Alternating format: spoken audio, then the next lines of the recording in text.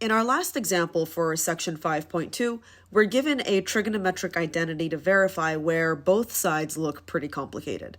In this sort of a situation, it might be best to just work with each side individually and see if we can't make both sides equal to the same expression at the end of the day. And Sarabi's back to accompany us. So let's start with the left-hand side. Now, in this case, we have the cotangent squared of theta over 1 plus cosecant of theta.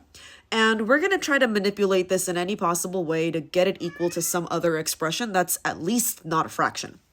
What we could do is use the Pythagorean identity here that relates the cotangent and the cosecants to one another, where this one in particular says 1 plus cotangent squared theta is equal to the cosecant squared theta. So this is the identity we're going to use, but because our numerator here is just the cotangent squared, we're going to solve this equation for just cotangent squared theta. So when you solve it, all you're going to do is subtract the 1 from both sides. So that's going to be the new expression we're going to substitute into the left-hand side fraction. So this numerator now becomes cosecant squared theta minus 1 all over 1 plus cosecant theta. Now, we could take this and split it into two separate fractions like we've done in the past, or we could maybe do something else. I'm going to recommend doing something else this time. The numerator here follows a familiar factorable expression where you could use one of those special product properties where a squared minus b squared could be factored into a plus b times a minus b. And in this case, a is cosecant theta and b is 1. So we're going to go ahead and factor that numerator, the highlighted numerator, into the two separate factors that are going to be useful for us. So the factors are going to be cosecant theta plus 1 times cosecant theta minus 1 over that same denominator from before, which was 1 plus cosecant theta.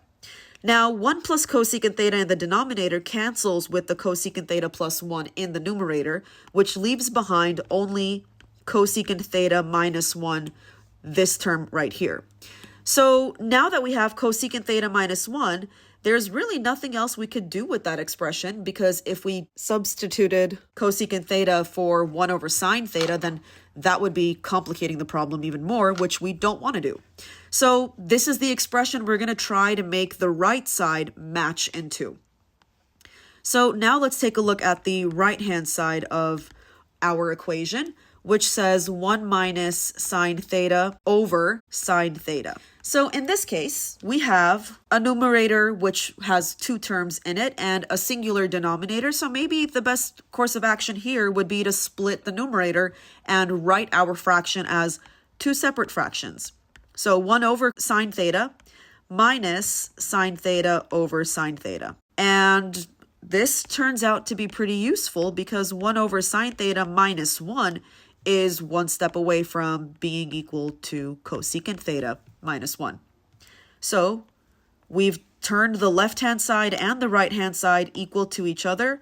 So by showing that left-hand side equals right-hand side, the identity has been proven, and it works.